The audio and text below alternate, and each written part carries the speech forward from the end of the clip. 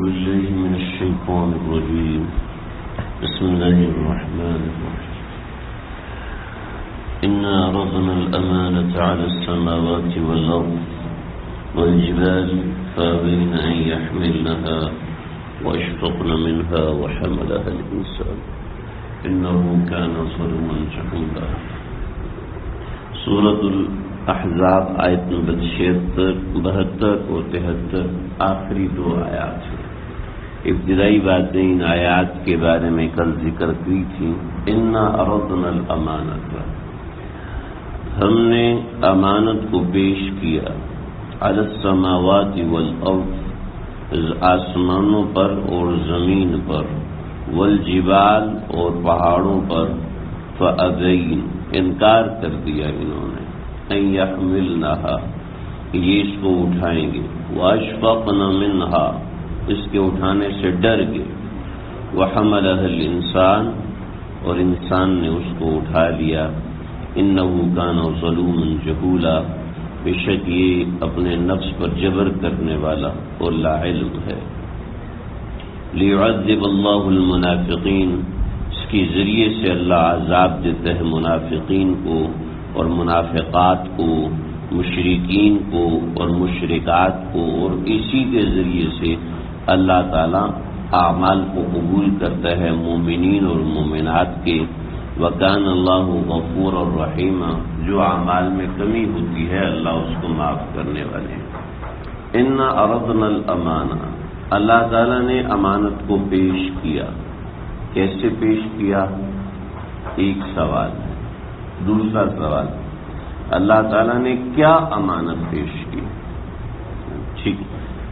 دوسرا سوال. تیسرا سوال، آسمانوں پر، زمینوں پر، پہاڑوں پر اور انسان پر جو پیش کیا تو آیا ان کے سامنے رکھا، زبان سے کہا اس کو قبول کرو، یا کوئی معنوی ذات مراد ہے کہ انسان سے انسان مراد نہیں بلکہ اس کی معنوی ذات مراد؟ کیا مراد ہے؟ اور پھر قبولیت اور عدم قبولیت کی کیا بات ہے؟ یہ چار باتیں مفسرین نے ذکر کی ہیں اور بڑی اہم باتیں ہیں، ان کو سمجھنا ضروری ہے.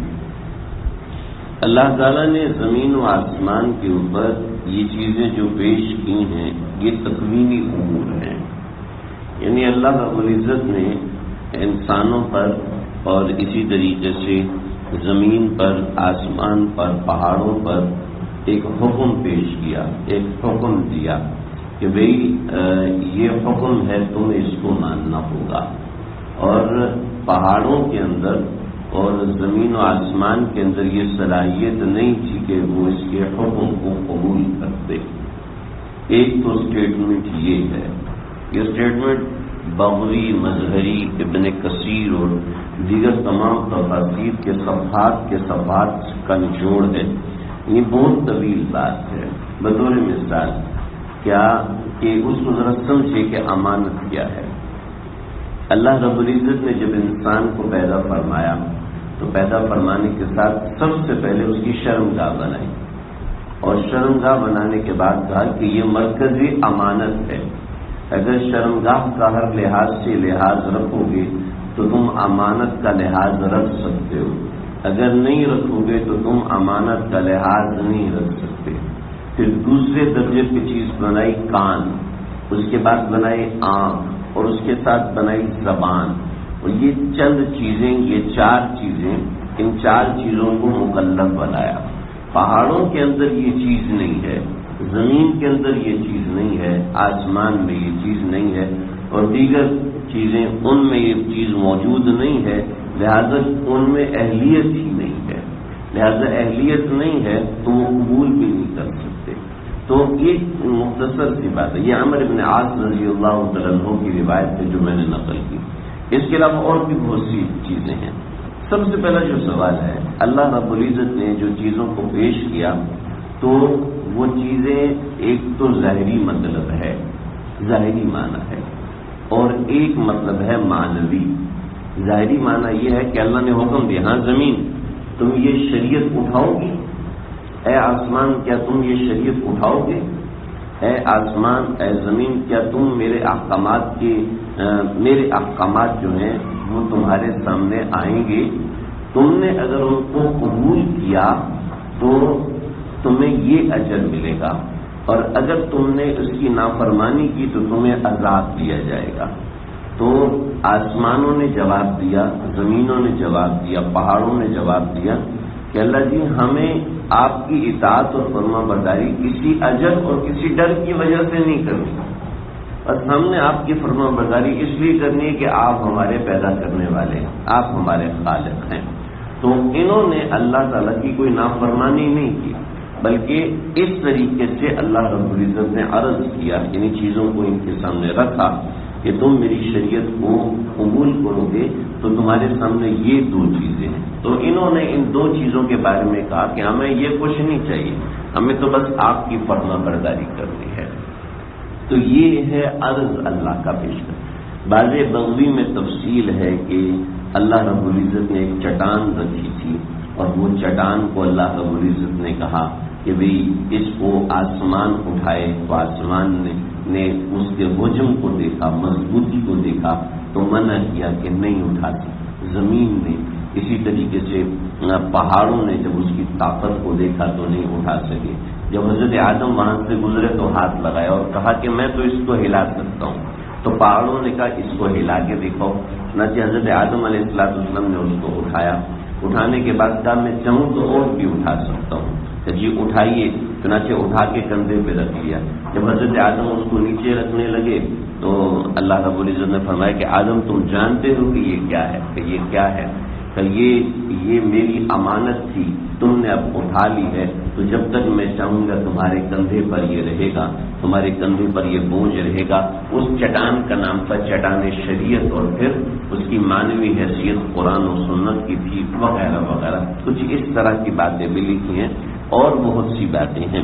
تو سب سے پہلے انہیں اس طریقے سے بھی اللہ کا عرض کرنا ثابت ہے۔ عرض ہم تو اردو میں نہیں، عربی میں کہہ رہا ہوں، اس طریقے سے اللہ کا حکم صادر فرمانا یہ ثابت ہے۔ تو اس سب سے پہلی بات یہ ہے کہ اللہ رب العزت نے حکم دیا کیسے، دوسرے نمبر پر کس چیز کا حکم دیا۔ تو اس بارے میں تین بڑے بڑے اقوال بہت سارے ان صفات کے صفات پڑے ہیں۔ سب سے پہلا جو ہے وہ اللہ رب العزت نے من حیث الانسان ایک ذمہ داری دی ہے کہ انسانیت کے ناطے جو بنیادی ذمہ داریاں ہیں وہ تم نے اٹھانی ہے، وہ تمہارے ذمہ لازم ہے۔ دوسرا تمام اقوال کا خلاصہ اور مرجع ہے کہ شریعت ہے۔ تیسرا فقہاء کرام نے لکھا ہے ایک عقل کامل اور ایک عشق کامل۔ عقل کامل اللہ نے انسان کو دی، اور ایک عشق کامل یعنی ایسا عشق جو آگ میں جل رہا ہے، بھن رہا ہے، یعنی عقل کامل بھی دی ہے، سمجھ بھی دی ہے، اور عشق کامل بھی دی ہے۔ عشق ایک الگ چیز ہے، عقل ایک الگ چیز ہے، دونوں میں بڑا فرق ہوتا ہے۔ جس کو عقل کہتے ہیں بھئی میں نے پیسے سنبھالنے ہیں، میں نے پیسے ادھر لگانے ہیں، لیکن وہی پیسے بچے کے کھلونے میں خرچ کر رہا ہوتا ہے کیونکہ بچے سے محبت ہوتی ہے، تو ظاہری بات ہے اس کے سامنے عقل سے کمایا ہوا پیسہ نہیں چل رہا ہوتا، وہ سارے پیسے اس میں لگا رہے ہوتے ہیں۔ تو جس چیز سے محبت ہوتی ہے نا، انسان اس کے لیے سب کچھ قربان کر دیتا ہے۔ اللہ ہمیں اپنے دین سے ایسی محبت عطا فرما دے۔ تو عقل کامل اور عشق کامل ان دونوں کو برابر طریقے سے قائم رکھنا یہ بھی مراد ہے، لیکن اصل اس کی مراد ہے شریعت کہ انا عرضنا الامانہ۔ پھر شریعت کے تمام تقاضے ہیں، شریعت پہ عمل کرنا، شریعت کی تبلیغ کرنا، شریعت کو لے کے چلنا، یہ امانت سے مراد شریعت ہے۔ تو شریعت کے احکامات آسمان و زمین کے لیے نہیں ہیں، زمین و آسمانوں کے لیے نہیں بلکہ انسان کے لیے شریعت کے احکامات ہیں۔ پھر ان شریعت کے احکامات کو اللہ رب العزت نے زمین و آسمان پر جو پیش کیا تو اس میں ظاہری حیثیت سے پیش کیا، معنوی حیثیت سے پیش کیا۔ تو اصل اس کا مطلب یہی ہے، خلاصہ کہ معنوی حیثیت سے پیش کیا، یعنی دیکھا پرکھا کہ پہاڑوں میں اس چیز کی صلاحیت نہیں ہے وہ ان چیزوں کو اٹھائیں، زمینوں میں اس کی صلاحیت نہیں ہے کہ وہ ان چیزوں کو آباد برداشت کرے، لیکن انسان میں اس چیز کی صلاحیت ہے کہ انسان ان چیزوں کی حفاظت کرے، انسان ان احکامات کی حفاظت کر سکتا ہے۔ چنانچہ انسان میں صلاحیت ایسی ہے، فرشتوں میں جو صلاحیت ہے وہ دوسری قسم کی ہے۔ انسان میں صلاحیت عشق کی بھی ہے اور عقل کی بھی ہے. جب عشق اور عقل دونوں کی صلاحیت ہے تو انسان دونوں کو مینج رکھ سکتا ہے، برابر رکھ سکتا ہے. تو انسان نے اس کو اٹھایا ہے معنوی اعتبار سے، یعنی شریعت کوئی ایسی چیز نہیں ہے کہ اس کو آپ ہلا کے کندھے پہ اٹھا لیں گے، بلکہ معنوی حیثیت ہے کہ شریعت پہ عمل کرنا، شریعت کو حمل کرنا، اٹھا کے رکھنا، یہ انسان کے ذمہ. انہو کان ظلوما جہولا، یہ ظالم اور جاہل ہے، یہ مطلب نہیں ہے اس بات کا، یہ انسان کی خاصیت ہے. انہو کان ظلوم، انسان اپنی نفس پر جبر کرنے والا ہے. چنانچہ دل کہہ رہے سوتے رہو، لیکن نفس پہ جبر کر کے اللہ کے سامنے کھڑا ہوتا ہے، تہجد پڑھتا ہے کہ اپنے عشق کو اپنی عقل سے اوپر لے کر آتا ہے.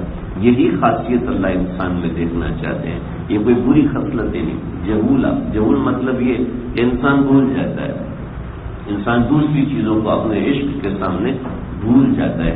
بچے کی محبت میں پیسے کی محبت بھول جاتا ہے، اور ماں باپ کی محبت میں دولت کی محبت کو بھول جاتا ہے. ایسی اللہ کی محبت میں اپنے نفس کی محبت کو بھول جاتا ہے کہ اللہ نے کہا ہے روزہ رکھنا ہے تو روزہ رکھتا ہے، اللہ نے کہا بھوکا رہنا ہے تو بھوکا رہتا ہے، اللہ نے کہا میرے سامنے کھڑا ہونا ہے تو کھڑا ہوتا ہے. تو انہو کان ظلوما جہولا، یہ انسان کے لیے اللہ کی محبت کی کلمات ہیں. بعض حضرات سبقت لسانی میں کہہ دیتے ہیں جی انسان تو ظالم اور جاہل ہے. ظالم اور جاہل یہ مطلب نہیں، یہ اللہ نے اپنی محبت، ہمارے محبت کے کہا ہے. یہ حضرت والا فرماتا ہمارے محبت کے کہا، یعنی محبت کے اظہار کے لیے کہا ہے کہ انسان میری محبت کے اندر اپنے نفس پہ جبر کرتا ہے.